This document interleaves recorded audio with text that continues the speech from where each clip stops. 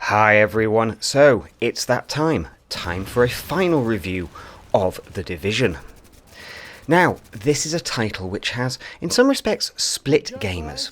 Some people were expecting something more, other people were expecting something less, and were pleasantly surprised what Ubisoft and Massive delivered here. But first off, what is The Division? Well, The Division is a Tom Clancy-inspired game. I think that's probably the polite way of putting it. This is not a Tom Clancy original, as it were, but something that Ubisoft has cooked up to kind of hit the mark of what Tom Clancy would expect from a story, a game world, etc. Now, things start with pretty much the destruction of New York's populace. Everyone starts to be wiped out by a virus that has been released on Black Friday, on tainted money no less. The virus spreads quickly, and the very first task force sent in is quickly overwhelmed and effectively destroyed. You are part of the Division's second wave, the second wave of agents to be activated and sent into this, well, hellish nightmare. When you arrive, you're going to find a world that is in desperate need of help.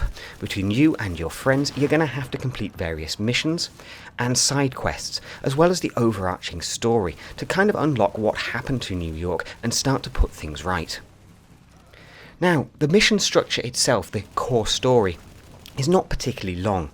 It's spread out over approximately 28 levels. Your final 2 levels, as it were, are there for you to do as you please.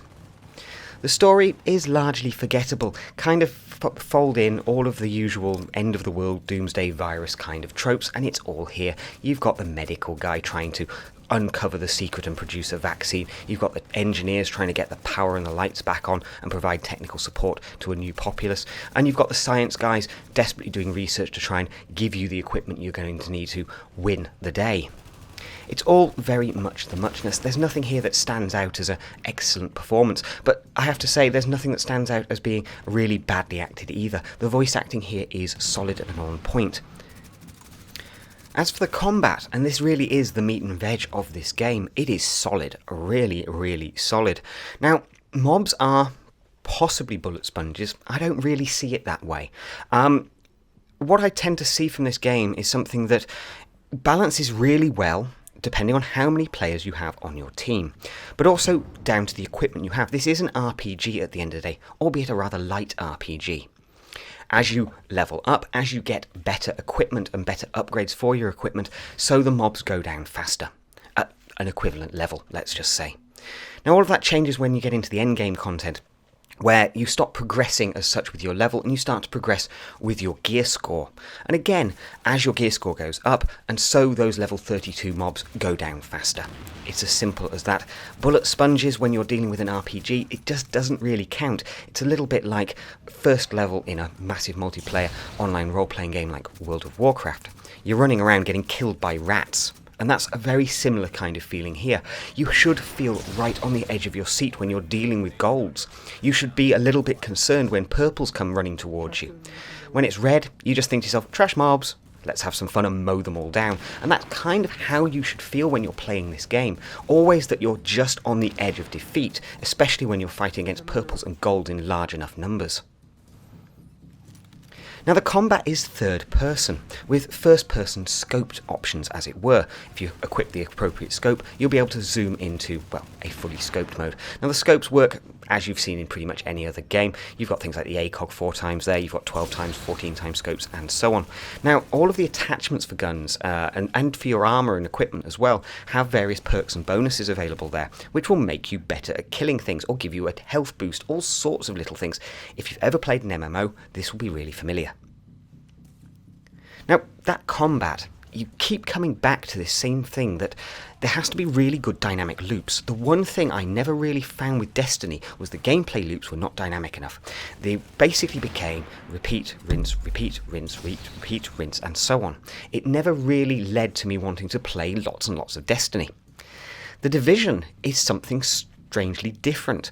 For some reason, these loops are really solid. It's not just the fact that you're finding equipment during your playthrough, as it were, not just at the end, but it's also because the AI is dynamic enough that I've never had the same scenario happen twice.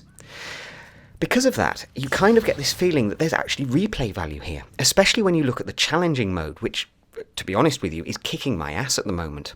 Need better gear, need a higher gear score, maybe need better teammates, I'm just not too sure.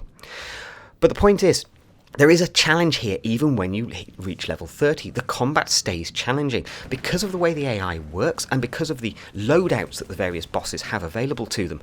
You kind of never quite know what you're going to get, and you never quite know whether you're going to get pinned up against a wall and destroyed, or in the case of my team last night, literally murder in an elevator. Now, one area of the endgame content that we can't really ignore is the Dark Zone. Now, this has been an area of consternation for a number of gamers over the last 48 hours, ever since a nerf was added to the amount of credits you earn for endgame content. Essentially, before it was giving you 10 credits, now it's giving you between 2 and 3 credits, and people are not overly happy. Now, this doesn't affect the challenge modes, as it were, the daily quests. These are quests that effectively replay through previous story missions, but on a much harder difficulty, or on the challenging difficulty, which is level 32 bosses and mobs. A real challenge, I have to say.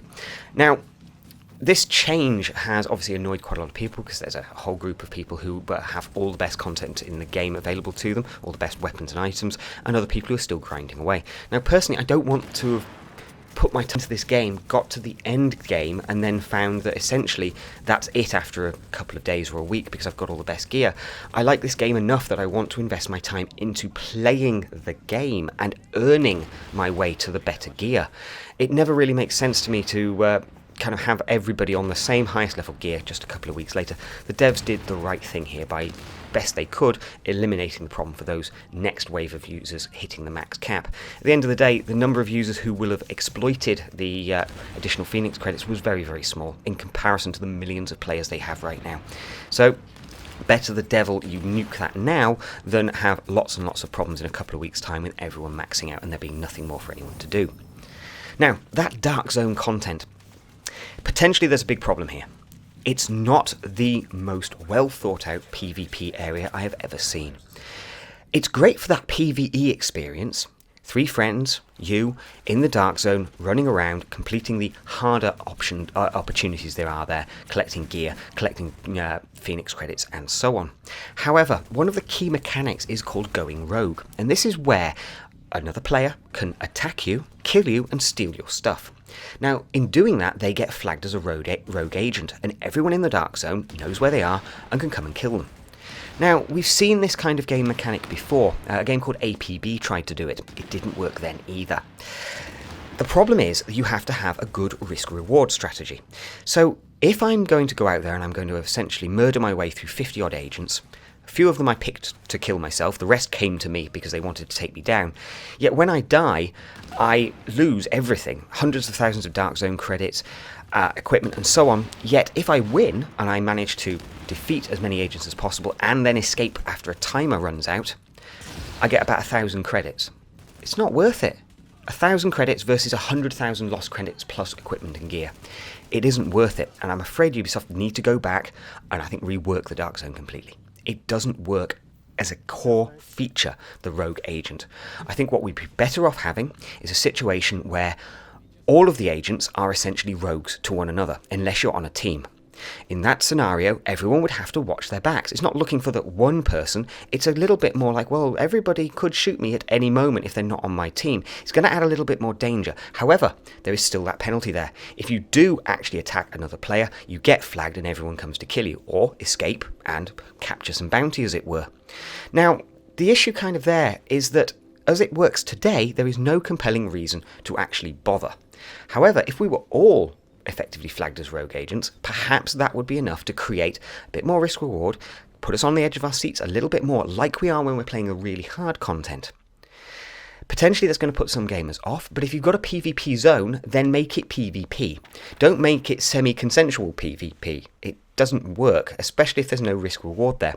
My concern, if they keep with the lone rogue agent or team system as we have now, where you get flagged and then it's all hell breaks loose, there's not really a great incentive unless you already have the best gear and you know you're going to win every fight. If everybody's flagged, nobody knows exactly who the best is going to be at any given moment, especially if they remove the gear score from our stat overlays, as it were, that everyone can see. We need to add a bit more chaos in here, really. At the moment, it's structured PvP that's really safe and nobody can be bothered with. Now, let's talk about performance here, because The Division is a next-gen title. I think we can still just about refer to games as being next-gen. Just about. Because there's certain things here that we kind of would have expected in a next-gen title, and they're there. But there's some other things which seem to be missing.